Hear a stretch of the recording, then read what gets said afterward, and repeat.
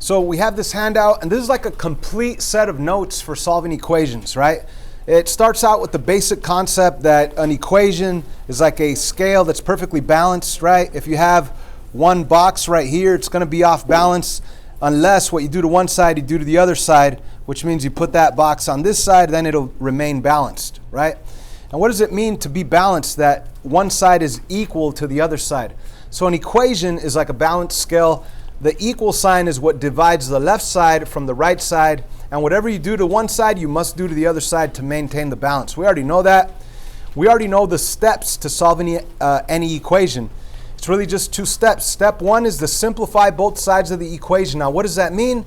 Distributive property and combining like terms. If you could do any math on the left side or on the right side, you have to do that math first. And then after that, your goal is to isolate the variable on one side. That means get x by itself on one side of the equal sign. Now this whole front page is simple 1-step, 2-step equations. We've already done it. It's great practice. I recommend you guys try to do it again just to practice it. But let's flip to the back side, which is the new stuff. On the back side, we have solving equations with variables on both sides. So let's zoom into this complicated example that I gave you guys. And let me begin by covering this up. Here's our equation. Now, let's look at the left side of the equal sign. Is there anything I could do on the left side? Is there any distributive property or combining like terms? Is there any distributive property? Yes. So let's do that. Let's distribute. I'm going to take this 2 and distribute it. 2 times 3x. What's 2 times 3x? 6x. And what's 2 times 5? So I really have 6x minus 10. And then I bring down this minus 4x. So I did distributive property. You're always going to do distributive property first before combining like terms, because distributive property is multiplication, combining like terms is addition and subtraction, and we know that on PEMDAS, you have to multiply before adding or subtracting. So anyways, we've distributed. Now let's continue to focus in on the left side. You see the right side, I just brought it down. But on the left side, I've already distributed. I now could combine the terms that are alike. The 6x, I could combine it with the minus 4x. What's 6x minus 4x? 2x. And that's how I got this 2x right here. And what do I do with this minus 10? I just bring it down. Is there anything else I could do right here? There's no more distributive property. There's no more combining like terms. This is what we call simplified. This is the simplified left side. Now, how about the right side? Is that simplified? No. Do I have distributive property here? Do I have combining like terms here? Yes. The minus minus could be changed to a plus plus, and that's exactly what I did right here. And after changing it, now I could actually combine the negative 3 with the positive 5. What's negative 3 plus 5? 2. That's how we got this 2. Now, ladies and gentlemen, this is the same exact equation as the first one. The only difference is that this one's simplified. This is what we call a simplified equation. And from there, we just solve the way we normally would. Let's actually do that down here. There it is, the simplified equation. How would I solve that? Add 10. What you do to one side, do to the other to maintain the balance. You'll have 2x, bring down the equal sign. 2 plus 10 is 12.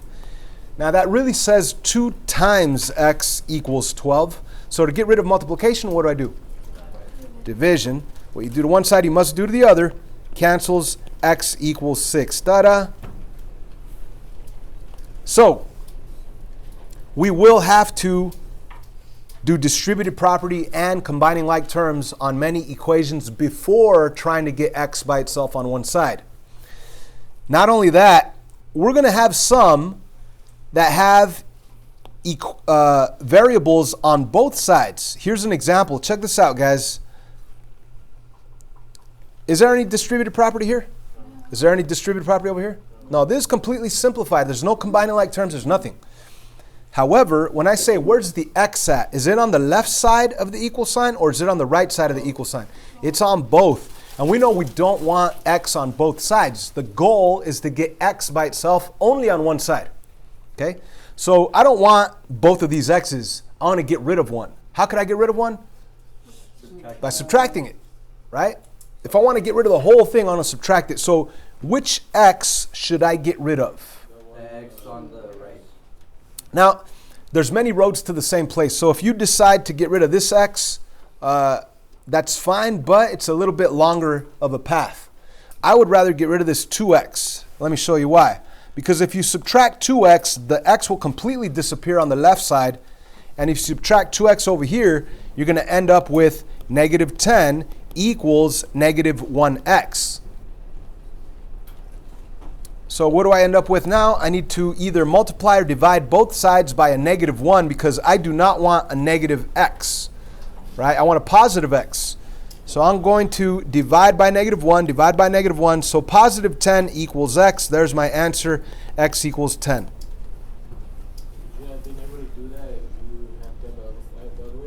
Yes. So great question. Would we get the same answer, x equals 10, if I would have done it the other way? Let's do it just for funsies. I want to put the 2x minus 10 equals equals x. I rewrote it. And let's do it the other way. And let me show you why it's not the best option. If you move this x over, it'll cancel out. And you move it over here, subtract x. First of all, notice that I put the minus x underneath the other x. Why? Because I cannot subtract x's from the number 10. So you obviously want to combine like terms. You're going to put it underneath the other one that has an x. Now, what is 2x take away 1x? That is 1x. But then you bring down the minus 10. You have the equal sign. And what's left over here on this side? Nothing. So you have a 0 there. So you did move the x's to the left side, but now you have to move the 10 to the other side, right? So plus 10, you have x equals 10. It's the same exact answer. It's just we did it a different way. So that's the beauty of math. You don't have to do it a certain way. There's many roads to the same place. There's just a couple of roads that are closer or quicker than longer roads. Number 1. I have m's on both sides. I don't want m's on both sides. So what do? I need to get rid of one of those m's, right? Which one do I get rid of? This one or the minus 6m? The negative m or the minus 6m? So it could be done many different ways. Pick one. You want to get rid of the minus m or you want to get rid of the minus 6m? All right, he wants to get rid of the minus 6m. That's what I'm going to do by adding 6m.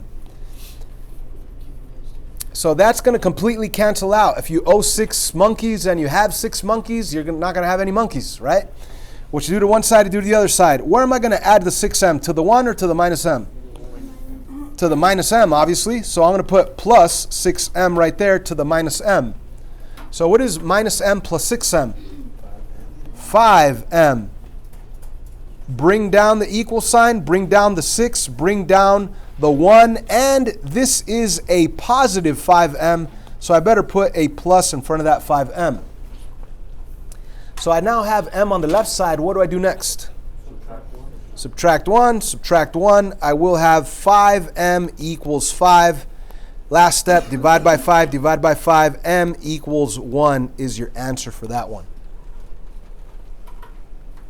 If you wanted to double check it, you could plug in the 1 where the m is at and plug in the 1 where the m is at right here on both of these positions.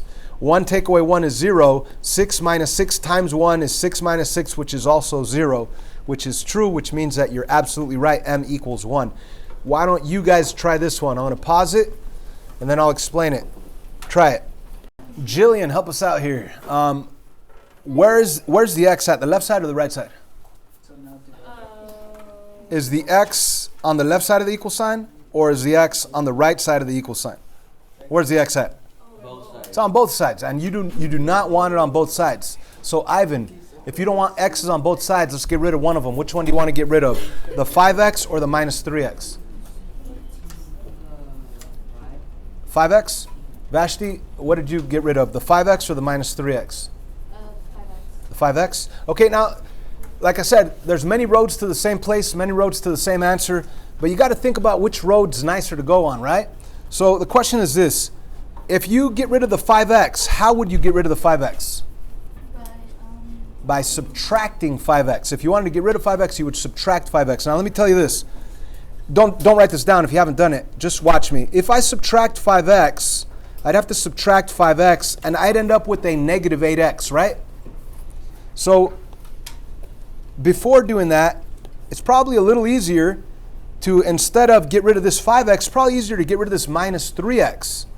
Why? Because if you add 3x and you add 3x, you end up with a positive 8x. And it's probably nicer to have a positive 8x than a negative 8x. So it's totally up to you. There's many roads to the same place. You could have subtracted 5x and gotten a negative 8x and still getting the same answer. But anyways, let's rewrite what we have here. Minus 3 equals 13. Next step would be to get rid of that minus 3 by going plus 3 plus 3. You're going to end up with 8x equaling 16 divided by 8, x equals 2. Ta-da. Good. Now, many times you're not only going to have variables on both sides, but you're going to have to simplify first. You're going to have to do some distributive property. You're going to have to combine like terms. And then you're going to have to worry about getting x by itself or y by itself on one side. So on number 3, let's practice. Let's distribute negative 3 times x. What's that? Negative 3x. What's negative 3 times 5? Negative 15. There's nothing else to do on the left side. Let's now do the right side. 3 times x. What's that? 3x. 3 times minus 1. Minus 3 or negative 3, whatever you want to call it. Bring down the equal sign right between those two expressions. And there's your simplified equation. But you want to get x by itself on both sides. So, yeah, let's get rid of, how about this?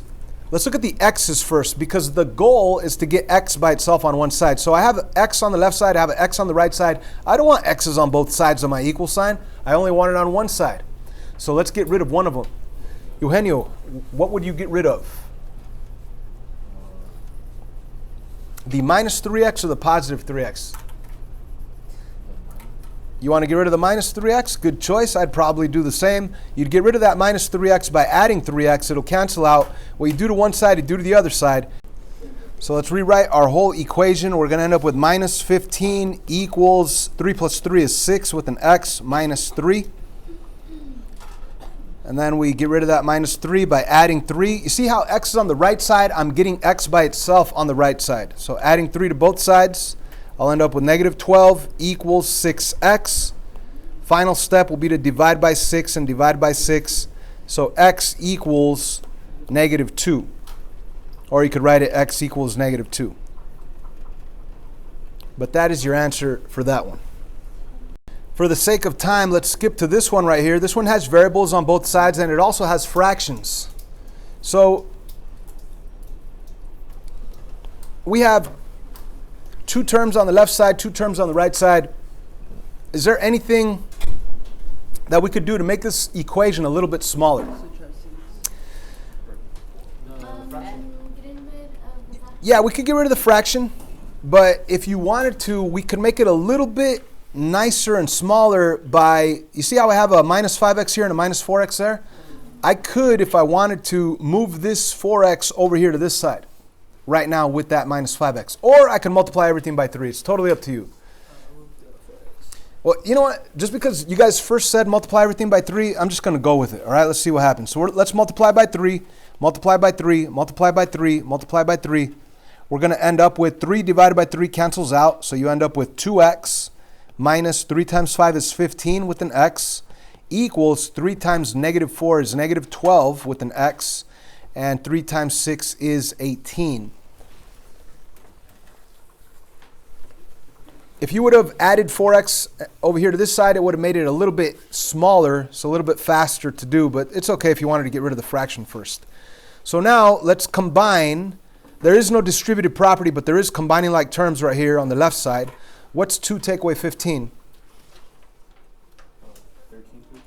Negative 13 with an x equals negative 12 with an x plus 18. And now, where's my x at? The left side or the right side? No, left. It's on both, right? And I don't want it on both. So what do? That's right, Heavenly. Get rid of that 12 by going plus 12. Good. So we're going to have plus 12 with an x, plus 12x, negative 13x plus 12x. What's that? Negative 1x. equals 18. So at this point, you either multiply or divide by -1. You ultimately just change the sign. Your answer will be x equals -18. If you wanted to show your work, yeah, this is multiplication right there. Divide by -1, divide by -1. Your answer is x equals -18. So it is true that we will have equations with variables on both sides and with fractions. Pick one, 6 or 7? 6? So right here, we have fractions. They have different denominators. Which one should we get rid of? Which one should we get rid of? Or what should we multiply everything by? By 4. That would be the best one, because if you multiply by 4, it'll also get rid of this fraction as well. Now, let me tell you, or let me show you what I was talking about on the previous question. You see how we have both numbers right here? I could move this -3x over here to this side just to make it a little easier by doing +3 and +3 cancels out. My equation becomes a little bit smaller. It becomes a 1/2 k equals 5 minus 3/4 k. So now, instead of multiplying everything by 4, 1, 2, 3, 4 terms, now I only have 3 terms to multiply by 4. It's totally up to you if you wanted to do that. You could multiply everything by 4 first. There's many roads to the same place. You should end up at the same answer anyway. So let's now multiply everything by 4. This times 4, this times 4, this times 4. Everything by 4. And 4 up on top divided by 2 on the bottom. 4 divided by 2 is 2. And of course, 2 times 1 with the k is 2k. We have the equal sign. And then we have 4 times 5, which is 20. And then we have the 4 up on top that cancels with the 4 on the bottom, and you end up with just minus 3k.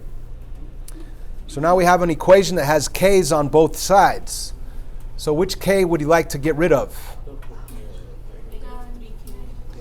The -3k is your best choice. Why? Because if you move this 3k over, you're going to have the k's on this side and the number 20 on this side. If you were to move this one over, then you have everything on one side with 0 on that side. So it's more work. I mean, you could get the same answer, but the best option is to move that -3k over to the other side by adding 3k. Cancels out, add 3k. 2 plus 3 is 5. Of course, we're talking about k's. Bring down the equal, bring down the 20. And the final step is to divide by 5, divide by 5, k equals 4. That's your answer for number 6. Now, on number 7, what would you multiply everything by? 6. And that'll get rid of all fractions at the same time, all right? But let me jump down here for special cases because this video is already getting ridiculously long. There are special cases. Sometimes you're going to end up with something that's no solution. You cannot find an answer to it. There is no answer. It doesn't exist. And sometimes you're going to get an infinite amount of answers. All right, let me show you one where you cannot get any answer. Here's example 8. It does require you to do distributive property. 2 times 3x is 6x. 2 times minus 4 is minus 8. Bring down this minus 5x.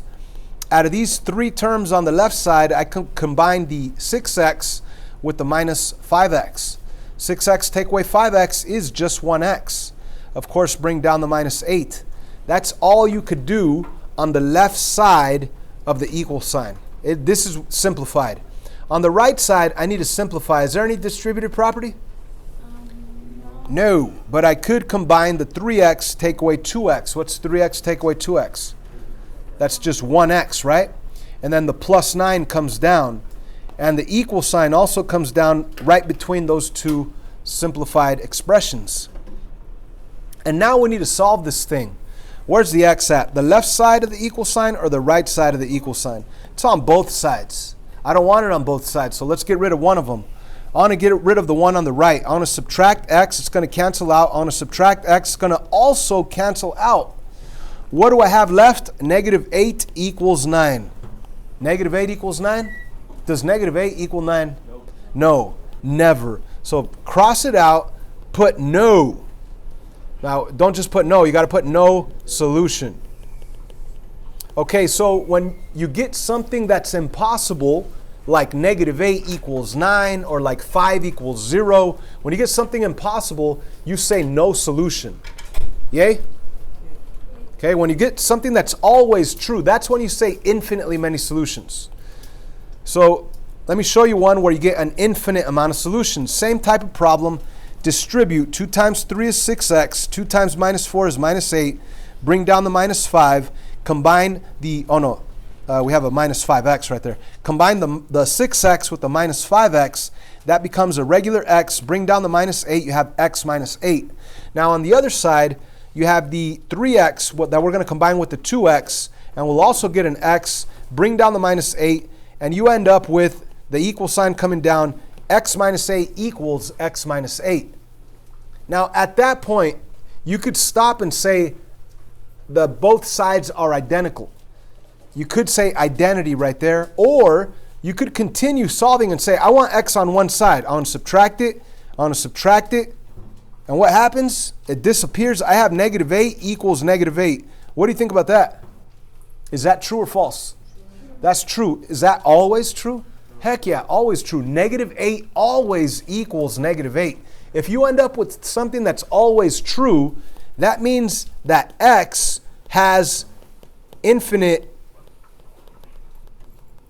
solutions. What does that mean? X could be 5. X could be 0. X could be 137. X could be pi. X could be any real number you want. As long as you plug in the x value here, here, and there, it will be a true statement. How do I know that? Because the x's ended up canceling out. That means that it doesn't matter what x is, you're always going to get a true statement. -8 equals -8. So whenever it's always true, you say infinitely many solutions or infinite solutions, or you could even abbreviate and say IMS. That means infinitely many solutions. But that's your special case. Those are your two special cases. When you end up with something impossible, you say no, as in no solution. When you end up with something that's always true, you say infinite solutions, because there's really an infinite amount of answers that x could be. All right, so that was a long lesson, solving equations with variables on both sides, some that require simplification.